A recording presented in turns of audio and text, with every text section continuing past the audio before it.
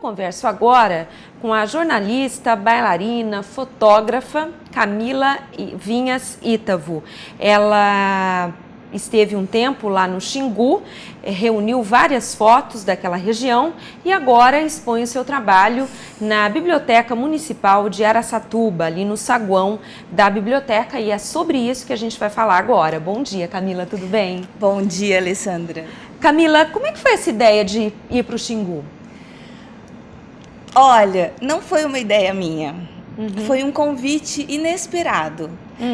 Na verdade, foi o meu namorado que recebeu esse convite do pajé Tacumã, que é o pajé mais velho do Xingu hoje, né? Eu até deixo isso bem claro na exposição. É um dos últimos que está vivo, que esteve com o Jânio Quadros e com Orlando Vilas Boas, Leonardo Vilas Boas, na época da criação e delimitação do Parque Nacional do Xingu, que em 2011 fez 50 anos. Ele recebeu esse convite e aí esse convite se estendeu a mim. Certo. E aí, uma vez que a gente determinou que a gente iria, não é tão simples assim entrar no Xingu, eu levantei uma campanha de alimentos entre os amigos, jornalistas e outros amigos, porque a gente sabia que a gente ia encontrar uma situação de miséria, né? Assim. E aí vocês levaram todo esse material arrecadado para alimentos, gêneros alimentícios? Alimentos, principalmente, e muito leite em pó, porque leite em pó é ouro, né? Principalmente para as crianças. Então a gente arrecadou 150 quilos de alimentos, que na verdade chegou lá e durou 3 dias. Nossa, E... Além dos nossos alimentos, barracas e apetrechos, cobertores. E como é que vocês foram para lá? Do que vocês foram? Então, com toda essa bagagem, era impossível ir de avião. Porque éramos nós dois, eu e o Rodrigo, as nossas mochilas e mais 10 caixas, mais do que 10 caixas, que dava umas 15 caixas. Então, nós fomos de ônibus até Barra do Garças, no Mato Grosso, que aí dava umas 30 horas de viagem. Então, a gente pagou as nossas passagens e as passagens da bagagem. De lá, nós pegamos um outro ônibus para Canarana.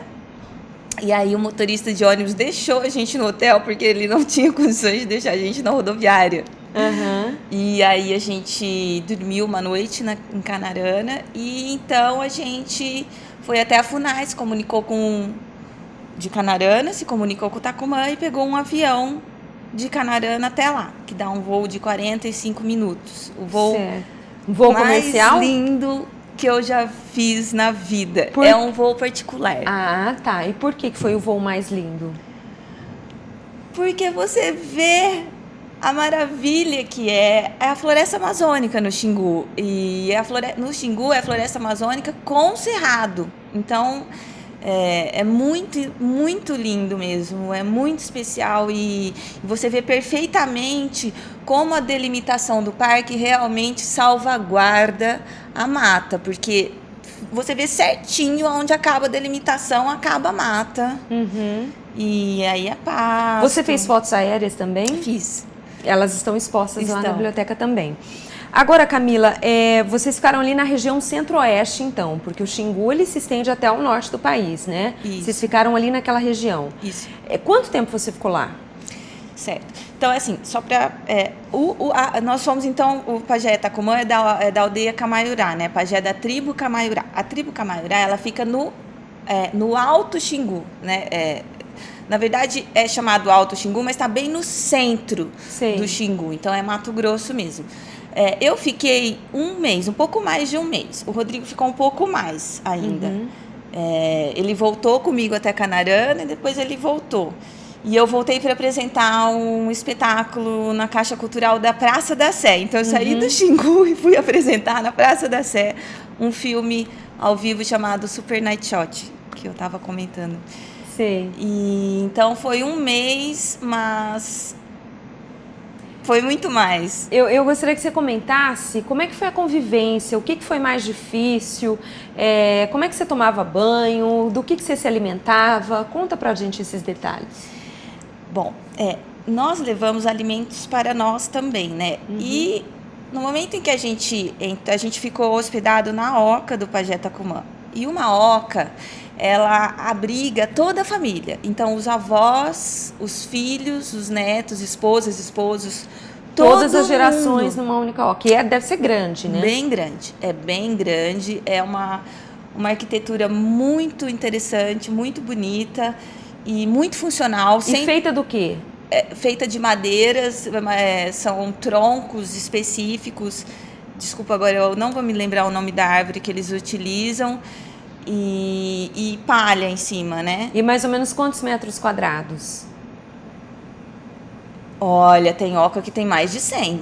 Aquela do Tacumã é uma das menores, devia ter uns 80, 70. E aí vocês ficaram lá com toda a família dele? Isso, mas nós tínhamos uma barraca, né? Então a gente ficava dentro da nossa barraquinha, num cantinho, né? Uma barraquinha pequena. A gente também tinha rede, mas a gente dormia mais na barraca mesmo. Aí nós levamos nossos alimentos eram compartilhados, obviamente, com toda a família da casa da oca, né? Quem cozinhava era a Katsassu, que é a esposa do Tacumã, no fogo mesmo de chão, com toda a maneira deles de ser. A gente tentou entrar, influenciar, né, o menos possível no modo de vida deles. Eles nos disponibilizaram um banheiro, que é realmente para hóspedes, eles recebem hóspedes.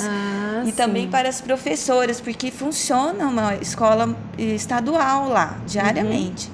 Então, nós tínhamos um banheiro com privada, pia e chuveiro. É claro que energia não, então era água fria. Mas lá é bem ótimo. calor, né? Olha, pode ficar bem frio, viu? E à noite noite também, assim, 3 graus, 5 graus. E também na época de chuva, que é essa época que a gente foi, é uma época fria. É uma época fria. Fica úmido, né? E é uma época, justamente a chuva, que como fica mais alagado, eles têm menos acesso aos peixes. Que os peixes, eles têm mais área e eles vão mais profundo. Então, é uma época mais difícil para eles. Então, para eles, foi muito legal que a gente chegou naquele momento. E o que mais te chamou a atenção? Eles incorporaram alguns hábitos dos brancos ou eles preservam realmente a própria cultura? O que mais te impressionou nisso tudo? São tantas coisas para contar, mas tem uma específica que eu guardo para mim e eu gostaria muito que as pessoas refletissem sobre isso, que é como eles são simples, às vezes vivem na miséria, mas são extremamente organizados, extremamente comparsas, generosos. Então, uma criança, você não sabe o nome dela. Se ela entrou na sua oca e te pediu comida, você pode não ter, mas você vai arranjar e vai dar. Então, é uma preservação da espécie muito além do que nós vivemos. E eles vivem numa dificuldade mesmo, porque a floresta já não tem tanta caça, a floresta está limitada ao parque, os bichos não têm tantas condições, né, de se reproduzirem tanto para alimentá-los. Então, é delicado, e isso foi o que mais me impressionou. E mesmo passando dificuldades, eles não reclamam, eles continuam da maneira deles. Se eles estão se sentindo mal, eles vão para a oca, vão para a rede, ficam quietinhos. Você não vê um índio reclamar. Né? Isso, Alessandra, é impressionante, porque nós, por mais simples que a pessoa seja, por mais, sabe, por menos acesso que ela tenha, nós vivemos uma abundância enorme na cidade. E, no entanto, a gente só reclama. É verdade. A gente, em qualquer adversidade, né, a gente reclama mesmo. E esse foi um aprendizado, então.